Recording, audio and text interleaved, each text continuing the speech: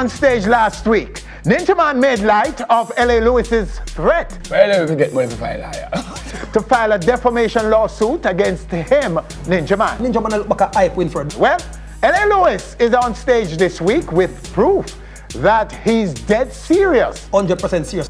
About suing Ninjaman. When you touch me. Tarrus Riley, in his first interview since the passing of his beloved dad, Jimmy Riley. I know you're hurting, but baby.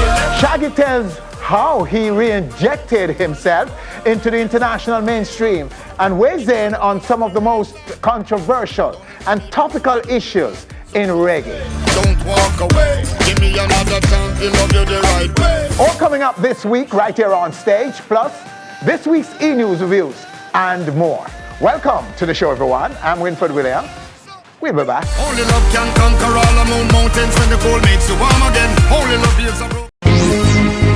Reaching more and more screens around the world every week. On stage. So much more than entertainment.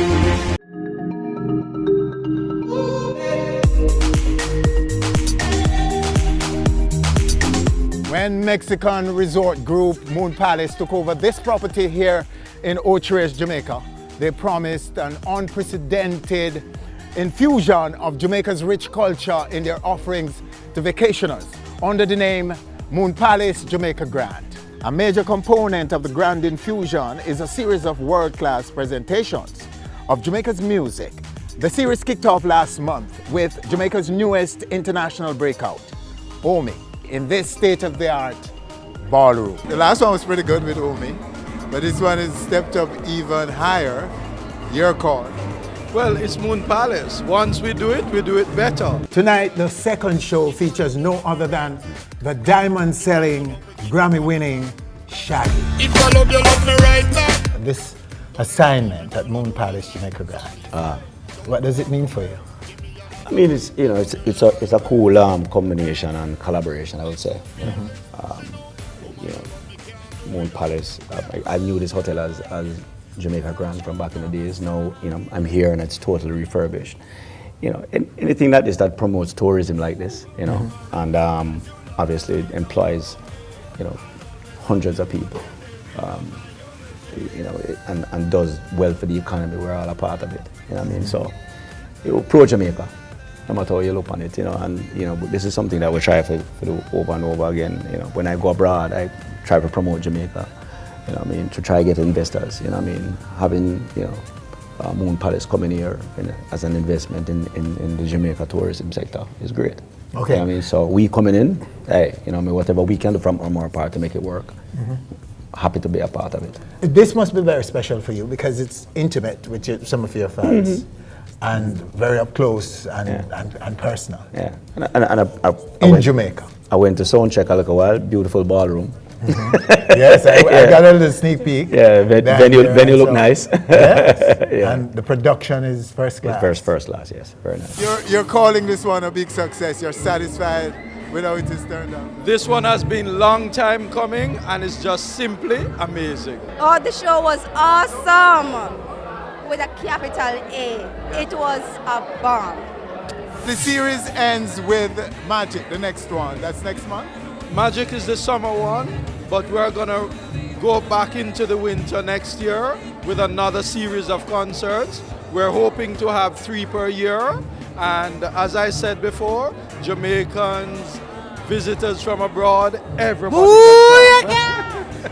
Much more from Shaggy in a one-on-one sit-down later on in our show. And still to come right here on stage, L.A. Lewis is dead serious about suing Ninjaman. And Tarrus Riley, in his first interview since the passing of his beloved dad, Jimmy Riley. All coming up right here on stage. Give me little one drop. Make the bassline roll and catch. Reaching more and more screens around the world every week. On stage. So much more than entertainment. Welcome back. Allegations made by Ninjaman in social media that L.A. Lewis lives with his Ninjaman's gay son has resulted in L.A. Lewis instructing his lawyers to file a defamation lawsuit against the dancehall Don Gorgon and Dr. Love. But as far as Ninjaman is concerned, the whole thing is a big joke. Well, we can get money for file higher. However, this is no laughing matter for L.A. Lewis. Armed with the defamation notice, L.A. Lewis is on our stage right now, along with one of his attorneys, Nana Harris Barrington, right now, right here on our stage. Nana, welcome back, welcome. It's good to have you back. Thank L.A. you. Lewis, and that your Nana, right, is Hannah in English. Yes, that's correct. And yes. this is because you were renamed. In Africa, when I went to Africa in 2009, I was renamed Nana. All right, before we jump into where the case is now, let me just read this notice. Mr. L.A. Lewis, promoter, entertainer, and businessman, wishes to categorically refute the defamation allegations made by Desmond John Ballantyne, otherwise called Ninjaman, and Christopher W. Crooks, otherwise called Dr. Love. He is not at all acquainted with the son of Desmond John Ballantyne. The fabrication that Mr. Lewis asserts has been promulgated by Desmond John Ballantyne and Christopher W. Crooks on the internet and in public is a figment of their own imagination. Mr. Lewis is hereby giving Desmond John Ballantyne and Christopher W. Crooks 7 days in which to retract these slanderous statements and to make a public apology, failing which our offices have been instructed to commence legal action. Our client, Mr. Lewis, will be seeking to recover compensation, cost, and legal interest. That now, you say, is advanced. We've now been further instructed to take legal action and to commence litigation. That's because the 7 days have passed. Yes, that's 7 days since the other attorney, Miss Dodd, wrote the letter. So in our society, you know, I mean, it is troubled when one is being smeared in this way, and which are really quite childish, I would say, because maybe that is the reason why Mr. Ballantyne is taking it as a joke. But as I've said, they don't hurt him physically, but they can damage his reputation. So I would ask for, in this instance, for one to be reasonable. Is you know these things that you're saying perhaps are not true, so stop saying them, because Mr. Lewis is very, very affected and aggrieved by this statement. Mr. Lewis, can you explain the grief and how are you damaged, though? Well, fundamentally, Winfred, it damaged my character, both physically and mentally and emotionally. You understand? Because when Dr. Love and Ninjaman now, I got to tell the public at hand said, L.A. Lewis and Ninjaman, gay son live in Bombay. You understand? It's a globalistical speech making now, because you know the internet travel far and wide and near. You understand? So people actually believe it, because you see, if it was in a case that Ninjaman or Dr. Love, they said, L.A. Lewis, yeah, they would man or it would have bad, but with Ninjaman, it's Ninjaman's son. You know, so people actually believe it, and them actually put up some picture with some computer, Photoshop and thing, and put it to, so the fans them now start calling and say, L.A., what that we hear, sir, what that we see, and then actually when we go up on the street, people upon, L.A. Lewis was spooky there, and I don't even know the gentleman, Winfred. I not didn't know Ninjaman have gay son, and I get fairness and know two of them have. Yes, and so. But wasn't Ninjaman saying all of this in jest? Wasn't he joking about it? No, Ninjaman not joke about it, Winfred. Him said serious. Look upon all of the posts them and everything. Ninjaman 100% serious, because Ninjaman look back at hype, Winfred. Ninjaman know that L.A. Lewis is a social network king. So for him and Dr. Love them get back at hype, them have to attack L.A. Lewis. You have to attack the man who's the man. According to him, Ninjaman, yeah, you have used people's names, people's property a lot, including the Queen, himself, Bounty Killer, in promotion, in social media, disparagingly too, and nobody's suing you. So how can you be suing? No, Winfred, if you know this, or one may know this, L.A. Lewis always have a legal team. You understand? So anything that I do is always in the reach or in the grips of the law for the fundamental kind of economical level. What I'm saying, yeah? But sometimes I might dance on the edge of the law, but L.A. Lewis never over the law yet. That's why Judge Pewsey and everybody love L.A. Lewis so. Because when we come in at the court, they say, Lord gosh, you again, but I'm always in with the law. Oh, really? So you've been doing a lot of appearances in court? For what? Well, we won the cases, so, you know. You've been winning cases? Yes. Okay. Yeah, there was a case about graffiti, the graffiti case. Oh, You won that? Yes, we won that. The case that the National Solid Waste Management Agency had against Mr. Lewis has concluded, stopped, it's ended now, and Mr. Lewis has won the case. Oh, really? Yes, he did, yes. And so... I was a lawyer in that matter. Yeah, I know. I remember when you came about that case. Although we have other lawyers working in the office, I was a lawyer that had sole Because conduct. it's the Jamaica Forum for Human Rights, right? Yes, I'm the president of the Jamaican Forum for Human Rights, yes. And you're the president? Yes, we have... And there's a team of lawyers looking after the taking up cases for persons who, I presume, cannot afford? No, we're not a legal aid, but we try to accommodate those of low income and try to ensure that they have some form of justice. My character, they always try to smear it or try to style the white. Yes, and because enough of them, they might say L.A. Lewis do have a #1 song, but L.A. Lewis is the biggest thing out of Jamaica. Different from a Bob Marley or a Shaggy or them. If you call anybody named L.A. Lewis, they match up. Ninjaman and all these guys, they are in the business for a long time. Them dead out and done. L.A. Lewis is always in the spotlight. Yes, but it's not because you're deliberately injecting yourself in anything that is topical and so on, LA. Isn't it you who inject yourself in just about anything? If it's politics, if it's cartel, if it's... No, not deliberately, you know. And reason why I'm saying this now, yeah, L.A. Lewis is like a magnet. L.A. Lewis is what's happening. So, whether I'm injecting myself, I'm not for nothing. I can't just sit in my yard for 1 year and my name call on TV and radio for 1 year, Winfred. That's how L.A. Lewis stay. You understand? Really? So, okay. No, it's not a real Winfred. Remember 1 year, Winfred, where L.A. Lewis ever out of spotlight. Try to remember 1 year. But isn't it you who is injecting yourself in that spotlight? You inject yourself in politics. In fact, at one point you were running a seat in politics. Yeah, because, you know, I'm the voice of the poor and of the needy and of the helpless. What happened to that? Did you win? No, I didn't. No, we didn't. But we did because at the time Bruce Golding resigned, so I didn't need to prove nothing again. So, and there's one Mackenzie now, who's my good friend now, came in. So we just eject because LL was that person like this now. So you're not in any particular party? No. You're any side? No, I'm a businessman. So you say anybody who's a good leader, I'm with them. Portia Sims is a good leader, so I was with her at the time, you understand? Then Andrew come in now, and Andrew is of a similar rotation, and is a man who know about the need of the poor. So I'm saying that, all right, let's go with Andrew. So you're a supporter of Andrew, the new Prime Minister? Yeah, I'm supporting Andrew right now, as well as I'm supporting Mama P. Yes, but Andrew the man right now, so we have to take out and give him the respect, because he deserve it too. You understand? So it's like everybody deserves a chance. Fair enough, he's our Prime Minister. Yeah, yes. And everybody deserves a chance, and he more than deserve it. And I know him going to do good. Yes, and as well as if him not do good, Mama P go come back and come do good, because this time is not no time when nobody die at the paper, die at the liberty again. Them days are done with. So Nano, you are quite comfortable with representing L.A. Lewis.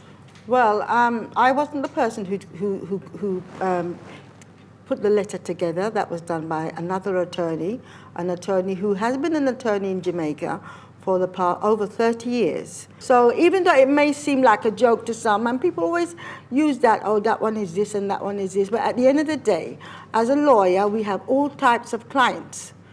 And if we are then faced with a document or with a video wherein it is being stated that somebody is of a certain sexual orientation. Well, yes. Mm-hmm. Well, and they say that they are not, and that they wish this to be addressed legally. That is why we have the Defamation Act. Okay. So it's not because Mr. Lewis is Mr. Lewis that he would not have the right to have lawyers who represent him. Mm-hmm. So, what's the damage in dollar terms?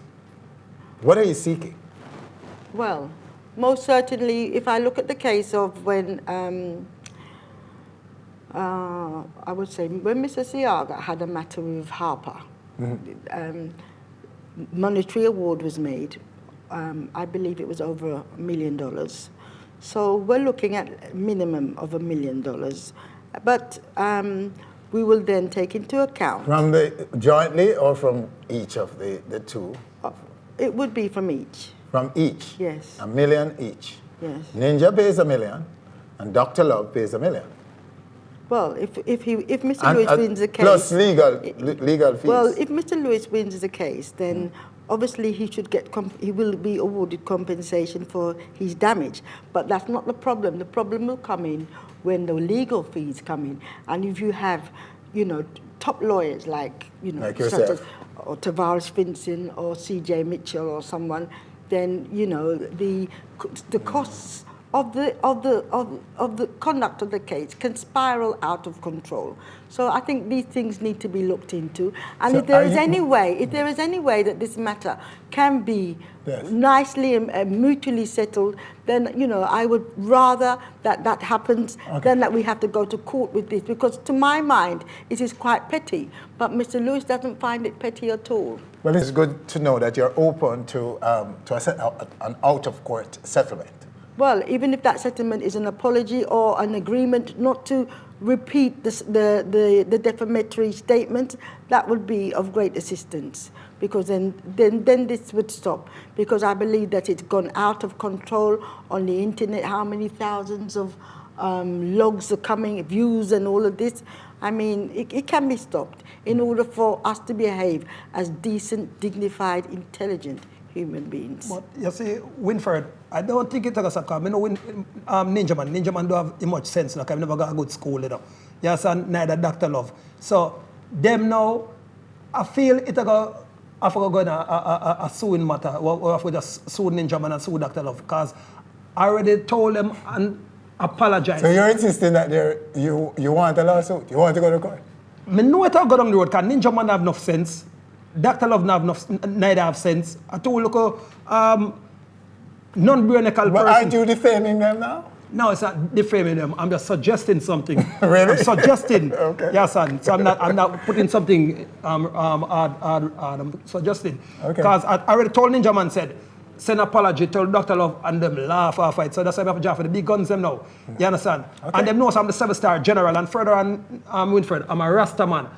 And may represent the Gaza too. So Gaza and Rasta man have nothing to do with them fishy business there. You understand?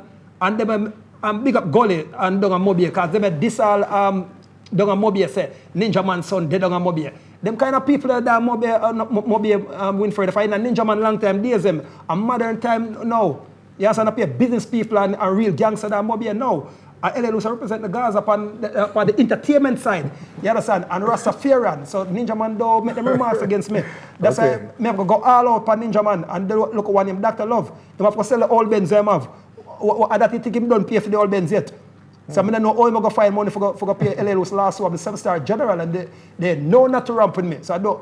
Remember the Winfred, everybody who always ramp with me now, always meet at E that end. And you know to Winfred. Check out everybody who cross me. I'm going to attack them back. Them all is far. All right, so yeah. You sound like Donald Trump. Yeah, I'm the Donald Trump of Jamaica. I'm big up Donald Trump. I'm going to win the election too. Oh, you're a supporter? I'm a big supporter of Donald Trump. Really? Yeah. Wow. I'm surprised to hear that. So you didn't know this? No. We consulted with Mr.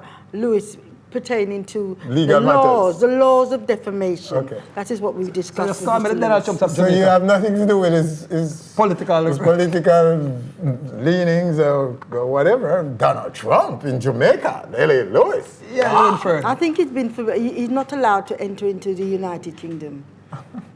Donald. Yes. Right. Yes. I know that much.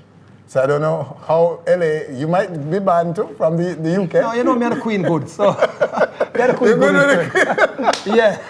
Thank you though. And so I'm nice having an audience once on the #1 show on the land. You understand? So it's Winfred William and it's strong. Serve. Can I just tell you that we're going to have a human rights walk next week, Tuesday, 12 o'clock. Everybody's going to be at the Mandela Park, and we're taking the United Nations Declaration for the Indigenous Peoples to Jamaica House to hand it over to the Prime Minister with a letter asking him to ratify that treaty. And who are the indigenous peoples? Well, the indigenous peoples of Jamaica are the Taínos, but we're not Taínos. Okay. The United Nations has a category for those peoples who are carrying on an indigenous culture. So we of the African, those associated with the African culture, we are an indigenous culture. It's at 12 o'clock and it's on a Tuesday. We're meeting at Jamaica House. The Kumina are going to be there, the Maroons are going to be there. Emancipation or Mandela Park? Sorry, Mandela Park. It's Mandela Park? Yes, and we're going to have the 4 indigenous groups of Jamaica, which is the Kumina, the Maroons, the Rastafari, and the Revivalists, and we're going to have Boba Hill priests, and we're going to be having some Christian pastors and everybody else. We want to unite to bring about positive change. Thank you. I appreciate it. I appreciate you coming and sharing with us. Thank you. Thank you very much, Mr. Lewis. Sevens. Oh, yes. And still to come right here on stage, Tus Riley in his first interview since his father, Jimmy Riley's passing. And later, Shaggy on everything international. His sojourn into international mainstream once again. All coming up right here on stage. Only love can conquer all the moon mountains when the goal makes you warm again. Only love heals a broken heart within through it all, girl came through the storm again. Find the joy, let go of the past. Love invade your walls like Reaching more and more screens around the world every week. On stage. So much more than entertainment. Give thanks for life. Welcome back. The last year or so is easily Tus Riley's most accomplished period in his music career's history. Give me my herbs. This as the artist had his most extensive tour of the US, including the Marley's Catch a Fire and Reggae Jamrock Cruise. While at the same time enjoying a very strong presence on the airwaves at home in Jamaica with fresh releases. And to top it off, a massive international breakthrough. Oh Lord of mercy, I'm begging you, please. I'm feeling drained, I need love. But while all these successes were being achieved, grief for the Lion Paw singer festered and peaked with the passing of his father, Jimmy Riley.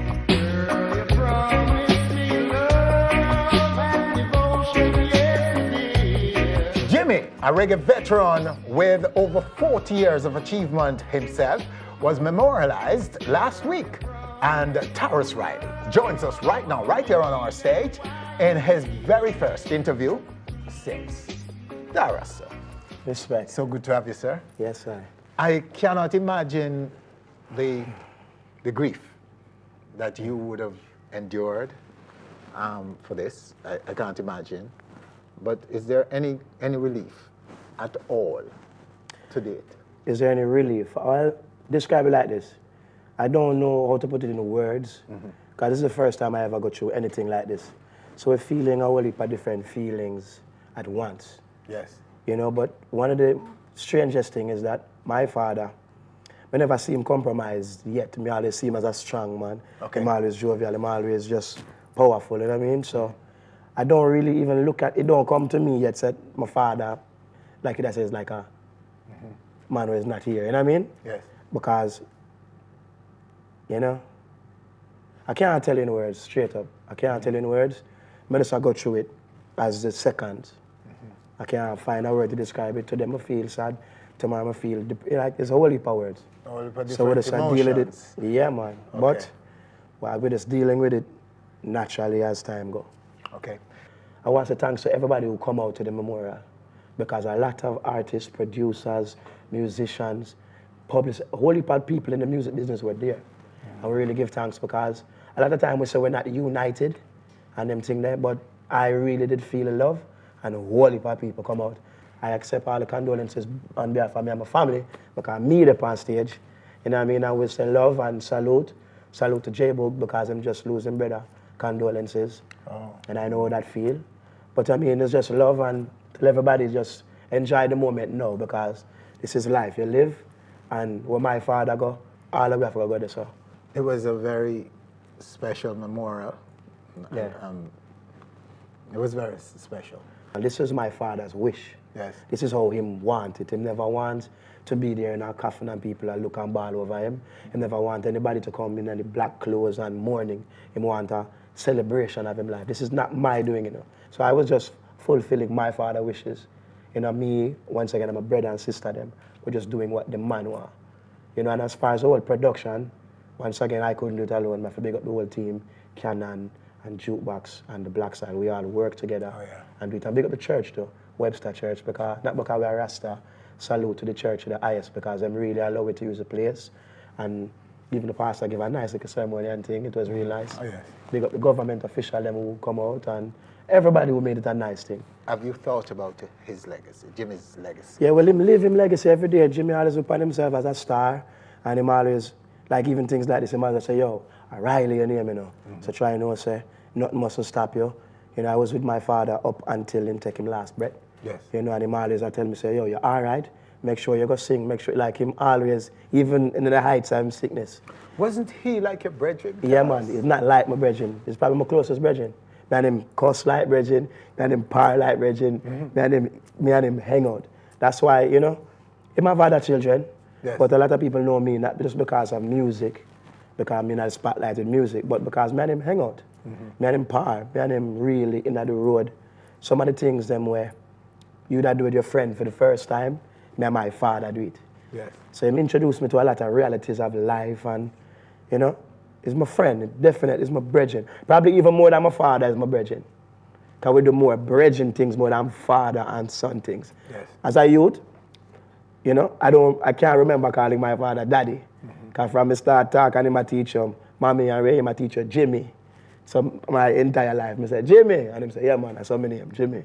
So I'm a brethren. I know. I know this. Yeah, man, that's why I wanted you to talk a little bit yeah. about that. You're still working, right? You've worked. Yeah. You've been working and continue to work. Yeah. And I'm sure that is part of your grief, part of what Yeah. helped you in this period of severe grief. But you're just coming out of Costa Rica. Right? Yeah. Music is a platform where I get for release. I sing a song, I just get to free up the whole of my mind and my soul and everything. So we'll go to Costa Rica the day after the memorial service here. We leave and meet and greet and big up Costa Rica people because them show you all heap of love and flowers and Was it your first time there? No, man. We go to Costa Rica about 4 times now. The reason why I'm asking all these questions is because of the phenomenal turnout. Yeah, it was a big turnout. And it's there for people to see. I don't have to come and say, oh, Right. And you it's can just, see it. And you're the only one on the bill. It was me and J-Bug. Yeah, J-Bug. But you are the star on it, as the flyer is showing. Yeah. And so, did they know that your father had passed? Yes, like I tell a lot of people in Costa Rica were sending... They knew before? Did they know, come out no. to celebrate with you, sort of, or what? Did you? Oh, yeah, when try. Did they learn about it? I'm wondering. Yeah, try ask me why so much people come. Your fans were coming to celebrate. I'm trying to find out if that is part of what justifies this turn. Well, all right. First of all, we have to big up Fire Red Sound, and this is, you know, a sound that play a lot of reggae music, and you know what I mean. Them a push the reggae music long time. Costa Rica is a place so I've been going for a lot of years, getting a lot of love. Yes. Tus Riley is a big deal, as the singer sings over there, and the music. It's Central America. Yeah, man. And it's Spanish speaking. Yeah. These are some of the reasons why we're saying I'm questioning. But music doesn't have a language. Music is everyone's language, and then, you know, surprisingly too, we have songs over there that never play in Jamaica, and them is big anthems over big time. Like, all right, pause for a minute, Yeah. and let us go to this video in our back screen on that show. Let's look at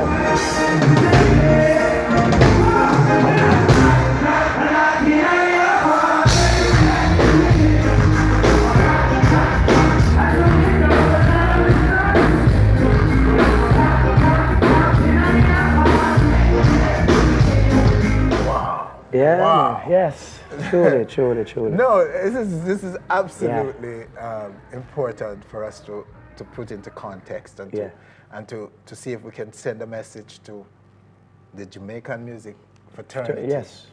Especially aspiring young artists coming into this music and looking for a career at Tarrus. True. As we will as we look back at yours? Yeah, man, gradually from step by step by step by step. And that commitment to good music. Respect. When you could have strayed, you could have gone the route of so many of the youth at the time, who would get a moment of hype, but could not sustain. And build to a point where you alone on a billing in Central America, Spanish-speaking Central America, pulling out this kind of crowd. This is a big thing, man. This is huge. Yes. What's your most popular song in Costa Rica? The song we're singing, Knocking at Your Heart, produced by Russian. It's a dancehall love song saying, when I'm knocking at your heart, baby, let me in. Oh, yeah? I love it, yeah, man. You see them sing it. Yes, they sing along with that one. Yeah, man. Man. Love songs are forever, you know, because I remember, you know, child's love, you know, when we sing about love, you know, it's not because we're soft or it's baby, baby, I love you, or woman. Love is a universal language also. So when we sing these songs, people who can speak English, they know I love you. Okay. You know what I mean? And they know I love you in every kind of language. So I kind of like them things. I kind of want to encourage people. I kind of want, even though me not sad vibes, I still did feel nice for God here and make people feel good. Nice. Because that make me feel even better. I know so my father loved that. You're also on our stage with a brand new record. Yes. And the video for it we do have as well. So much thing I got in my little life here, man. We're going to go to it first. Before we talk about it, let's go to it right now again in this backstreet. I no need for worry. A clean life and pure liberty. Straight. I no need for worry. No crosses and no follow me. Hey, no. I don't need to worry. And my mommy a pray for me every night. I no need for worry. Well, listen me. I no need for worry. So much I know. There you have it, a brand new one from Tus Riley. No need to worry. Yeah. Wow, Tarrus, this is another boom shot. Yeah, Right, nice, true. Talk about it for us. Produced by my brother Fras. You know, me and him always making some music. He made me experiment on the dancehall side. Him and people like Jordan, them all the while. Yes. But I want to do some other kind of music and express the next part of me. Them all they said, sing on, I'm ready to kick up, you know, what I say. I'm say, all right, and try to put, you know, my vibes to it. Because I think last year what happened, I thought that was so cool. Yeah. You were all over the world doing these big tours, right? Yeah. Including Cash of Fire and Jam Rock Cruise and so on. But you were not like absent from the local scene because this, in particular, Happy Hour. the Happy Hour rhythm was just blazing, Tarrus. Your dancehall hit on that rhythm. And me and Zaga, the chimney, Right. free up and be yourself. And in my view, you just sprung up on us in mainstream international music. Yeah. True. Right? Wow. With a shot that was just, where did this come from kind of question. Yeah, that's a surprise. Tarrus. And you, speak to it from that song. How Well, did I- it come about? I know powerful. I've asked you before, but tell me Tell again. people, all right, Powerful, produced by Major Lazer. It's a collab between Tus Riley and Ellie Goulding. Yes. So right now, we have to salute the management and big up management because Shane Brown and Major Lazer, them link. Them is good friends over the years and years and years. And me always want these kind of platforms for make music. Me always want to make music with some different kind of people. And Shane believe in my talent and know me have a talent and them know me not afraid to do it. So we were Speaking actually... of Shane Brown. Shane Brown, man, my brethren, I'm a manager. And your manager, yes. So definitely now, one of them tour, you told whenever there's a tour, one of them tour, I don't remember which tour, but we were going somewhere to do some shows and we're overnight in Miami. And you know, me just supposed to do some work with Walshifier from Major Lazer. And I go, boom, studio. This is the opportunity I want now. I clap off Walshi tune, quick, less than 3, ready. They say, yo, no more rhythm, nothing, ready, cause this is it, you know. And them start play a song with a click track. It was me, Shane, and my next brother named News. If you see me already, you see News at a Michigan, son, and pardon me. So we had the studio and then I play this guitar and this click track, you know. So I tell you the honest truth on the TV, you know. Shane can't sing. He cannot sing. But Shane hear certain things. So like them I say, them want it like a blues kind of thing. So Shane I say, blues? Lord of mercy, woo! And him I sing something. But guess what? You see when him sing, me can't hear it in that kind of music. We did it and we work on it. At that time, Ellie Goulding wasn't on the song yet. Okay. That's the truth, you know what I mean? And we write our part and put it together and thing. And at first, we thought it was going to be with Tus Riley and Major Lazer. Ellie Goulding hear the song. We have to big up Ellie Goulding too because that sweet girl, she real Irish. She's British, right? Okay. Yeah, she's British. So she hear the song and them link up and she love the song and want to be a part of the song too and everything. And hear the nice part now. So she injected herself in the song? We all After hearing it? Yeah, we all inject everything. I don't want to say like that. But we all just... She heard it and wanted I to like be it, part. yeah, man. Okay. And you know, Go ahead. people them work their magic and thing. But the nice part now is meeting her. Because we never meet her in the studio. But you know, when we go to do the video now, and our next touring ambition again, to tour England or Europe, we stop in England and do the video. So it's the first time I can see her now. And she's like, Tus Riley, I love the vibes and Ray. And I say, yeah. And she start about dancer. She said, I like your dancer and things too. Yeah. So I say, yeah. She said, summer fling, summer fling. I said, you know, summer fling. And she was already a fan. Yeah, and of the music too. Not just me, but of Jamaican music and dancehall. And she loved it. And it was just cool to see how in tune she was to what we were doing. And I said, well, big up, you know, because she's a big international star doing her thing. And she's doing things that we aspire to do. Yes. So we give thanks that we get to link up. And she's like, yo, we love it and ready again anytime. And the video was nice. And that now really is the thing now. Because I just start playing on some different station where I never play. Yeah. Different TV station, in markets different where radio you were station. before. Yeah, so that's what it has done for you. yeah, that's what it's doing for me. It's still still doing yeah, for yeah, you. Yeah, yeah. My father loved that song that you know. Him say, what? Michael Jackson, you're gone. You love it, you know. So, all right. Cool. So speaking of tour and international, what's in the pipeline? What's on the itinerary for this year? Well, the rest of this year. Don't judge me. I'm having to talk with my member. We have US, East and West Coast. We have Europe. We have Mountain, England. Yeah. We're always in the Caribbean. For example, we have St. Kitts Music Festival, Juna Gang, 50 Cent, and them. You know what I mean? What good Tarrus, Riley? Blessed love, sir. All right, there you have it right here on stage, Tarrus Riley. And speaking of international, coming up next, Shaggy. Only love can conquer all the moon mountains when the goal makes you warm again. Reaching more and more screens around the world every week. On stage. So much more than entertainment. Welcome back. As reported earlier, Jamaican international recording star Shaggy Mr. Bombastic is the latest reggae star to grace the stage of the Moon Palace Jamaica Grand Concert Series. After the concert, the bombastic Mr. Lover Lover sat down with me at the Onstage property for a career update and weighed in on just about everything topical and controversial in reggae. forever in my eyes, you know let's be the one for me. Let me congratulate you now for your Shaggy and Friends effort, the latest. Oh, thank you. Yeah. Which donated some $55 million. $55 million to the hospital. Would you say that is it not your biggest?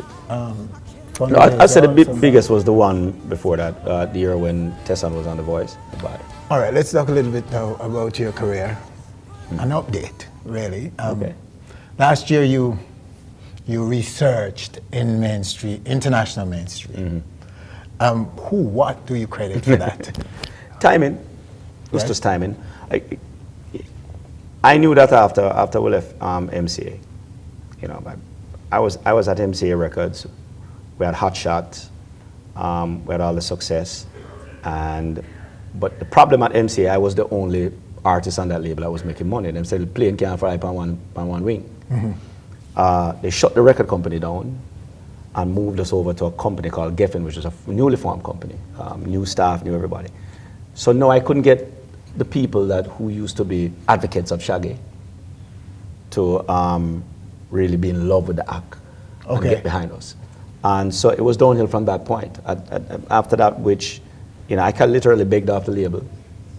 They finally gave us a release in 06. When you're an artist that sells this amount of records, they're not going to want to let you go easily. So it took me a minute to really, you know, beg my way and cry my way off it. And as soon as I got released in December, I wrote Church Eid in November. I wrote Church Eid in December and released it. And then of December, it was #1 by January. And I just put out a reggae album, dancehall album. which is the Intoxication album. Then I went ahead and I did a full reggae album with Shaggy and Sly and Robbie. Yes. Right? All of that was part of solidifying the brand, you know, making the brand credible, and also putting together a new team of people that can basically be effective on the mainstream. Oh. You know what I mean? So, you know, we had new management along with my existing team. So that period was restructuring of it was the Shaggy yes, brand? Absolutely. We had to restructure. And of course, you know, Robert and I wasn't doing business together anymore.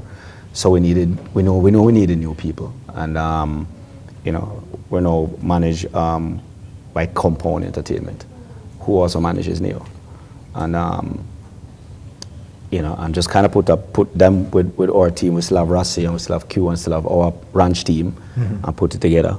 And we're just working. And straight to mainstream? Straight to mainstream. A friend of ours, Costi, came and he presented an amazing song, and I Need Your Love. You know, I did my thing to it.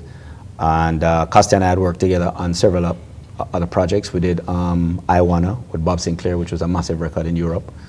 And, you know, we literally come in now and just brought this new one to me and say, hey, what do you think about it? I, at that point, was in the middle of doing a new deal with Brooklyn Knights, Sony, and by the time we finished doing the contract, yes, you know, which took us, you know, a couple of weeks, we were at about 9 million views on I Need Your Love.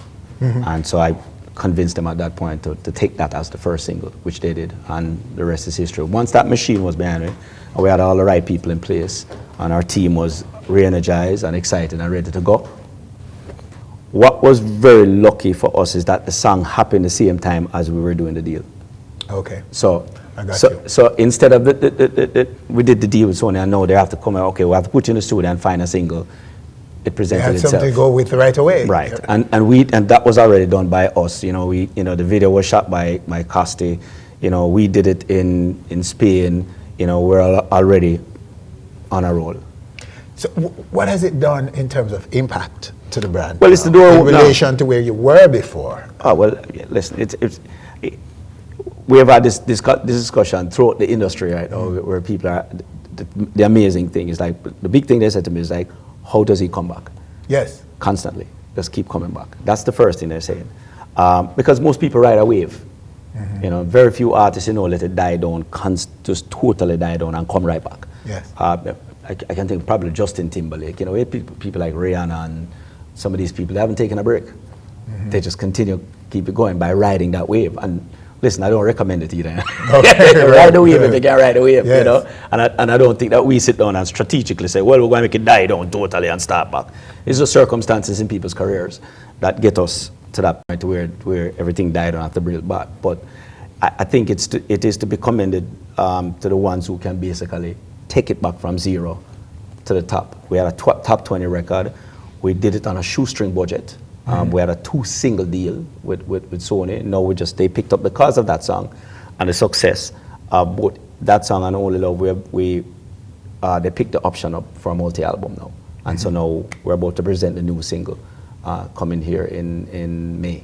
And now that the record company is now invested in you as with an album, yes, as to a single, now we have a little bit more budget. We can actually go out there. We can work a little bit harder and do some more things. Where does that leave your work as a producer, the investor, the music business investor, Shaggy? Yeah.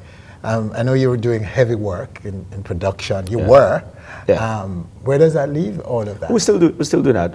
Ranch Entertainment it still operates. Our new artist that Q really runs most of that. DJ Q really kind of spearhead most of that. There's an artist by the name of Kemar Icon. Obviously, we started off. Part of the whole ranch situation was with Tessan, yes, you know, and we wanted that to manifest to be the door opener for everything else. It didn't quite work that way, but we still, you know, we haven't given up. We've, you know, brought on new artists, and this is one of Wouldn't the this give you more clout to open doors for new artists? Oh, absolutely. This is, you know, what I did with I Need Your Love was what we wanted to do with Tess. Yes. You know, which was the door opener. you know, and it didn't quite work that way. So, you know, I just went back in the saddle. I just did it. All right. The declaration by Billboard, Just Stone, yeah. Reggae Artist of 2015. What's your take on that? Hey, I have no problem with it at all. Reggae has been done. I remember in 1993, he had Apache Indian did a song called Boom Shakalak, which he took from him, and I used to hang out at the time, and he did a song called Boom Shakalak, which kind of sampled the whole Carolina vibe. Yes. When I went to India, it was the biggest thing. Shaggy's name was huge. Reggae was a part of that mainstream. That happened because of him. Naki did the same thing for us in Japan. This has been happening over and over again, where people from different lifestyles and genres, whatever it is, embrace reggae. It only makes it better. If Just Stone comes and do a reggae album and she get it, so be it. Because she did a reggae album. And it was based on sales. And based on sale. If it sell, it sell. You know, you can't go against that. She did her thing, and she's it's not like, you have to remember, Just Stone is a very credible artist too, you know. Of course. You know what I'm saying? I've been following her career for years, you know. She's a very credible artist, and she did a reggae album, and it did well, you know. And I think the whole controversy had made, because I've read a couple of comments from her, is you can see that she's almost apologetic. Another declaration, Billboard again. Yeah. Sean Paul, dancehall king. Your take? Hey, if them put him as a dancehall king, congratulations again too. You know what I mean? As far as I am concerned, I am conveniently dancehall. You know, if you hear that something about the reggae artists or dancehall artists, them say, oh, but look on Shaggy you talk about. Yes. Then another minute you're not dancehall. So, you know, congratulations, man. Everybody all right. Their justification is, again, numbers, sales. Your name was called too. That you and Sean, in the last 10 years or 20 years, sold more dancehall records than anybody else in the music. Okay. That's Billboard now responding to the controversy, because of course, you know something like that was going to generate a lot of controversy in Jamaica when you look at the iconic DJs and hardcore dancehallers in Jamaica who were not even considered in this whole dancehall. And in fact, there's a king. Of course, Beanie Man is the known king in Jamaica. Listen, this king of the dancehall thing has been going around for years. I remember one time I was on David Levy program, and there was a dispute between Beanie Man and Yellow Man over who was king, and then there was a call in from Shabba Ranks who said he was king too. So I remember that. Late 90s, and then Shabba Vex and changed, said no one kingship no more, we want emperor now. Hey, their titles. What does it do for you and me pocketbook at the end of the day? Yeah. Seriously, I mean, it don't make no sense. You're not ruffled by these things. No, you're not. The rebranding of dancehall, what we know as dancehall, to tropical. Somebody's calling it tropical house. I don't think it's a rebranding at all. Okay. So dancehall is dancehall. So dancehall tropical house is dancehall. So okay. So is another name for dancehall? That's how you see it? It's just marketing. Yes. it's marketing. It's, you know, if they just say dancehall again, you know, some people tend to look at it as it being old or whatever it is. Them just brand it new, put a new name on it. It's like you go to a nightclub, right? And the nightclub would have a name before and them change it now, but you go in a nightclub at the same nightclub. See? Or the night you used to name fiction, not name fiction fantasy. Same nightclub. So Jamaica, they just brand it the same way. Dancehall artists should not be concerned about it? The rebranding? Not at all. The rebranding is basically, put it this way, here we are now. Dancehall is back in the major charts again. Yes.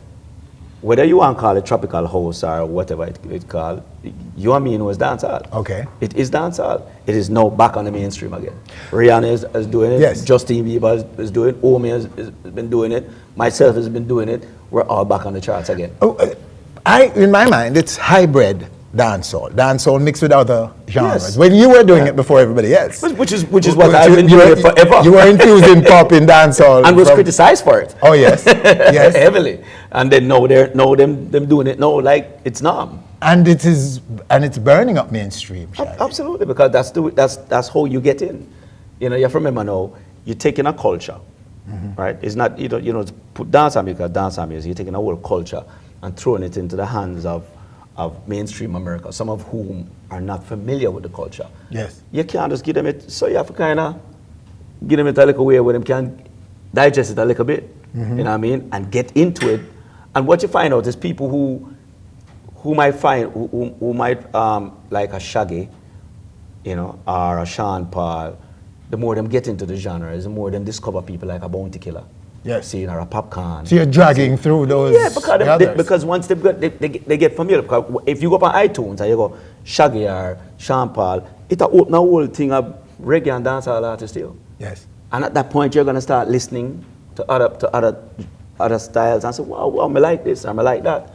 This is nothing for people to be concerned about or be, you know, be ignorant or pissed off about. So what? I'm changing the name. Take it and run with it. You know. Shaggy, thank you, sir. Thanks for talking to us. All the best. Yes, sir. Love to take it to higher heights. Let love hold you up tonight. When you know nothing's going right, you don't so long to love, it's worth the fight. All right, there you have it, Mr. Bombastic Shaggy. And that brings us to the end of our show for this week. Winford Williams, on behalf of the team, thanking you for joining us. Do join us again next week for more On Stage.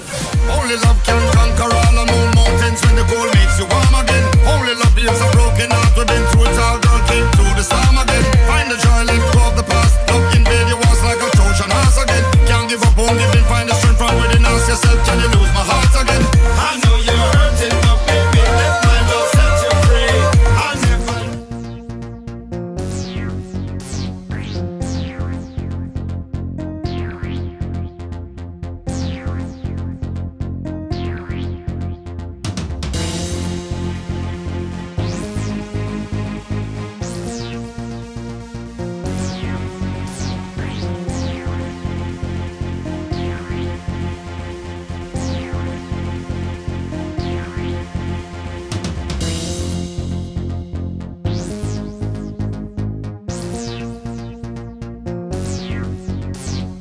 Hi, thanks for watching our video. Hope you have enjoyed it. Please subscribe to our channel by clicking right here and enjoy so much more where that came from. Feel of music, the feels of lyrics. Last. Lyrics are something we carry fun, enjoyment, and entertainment.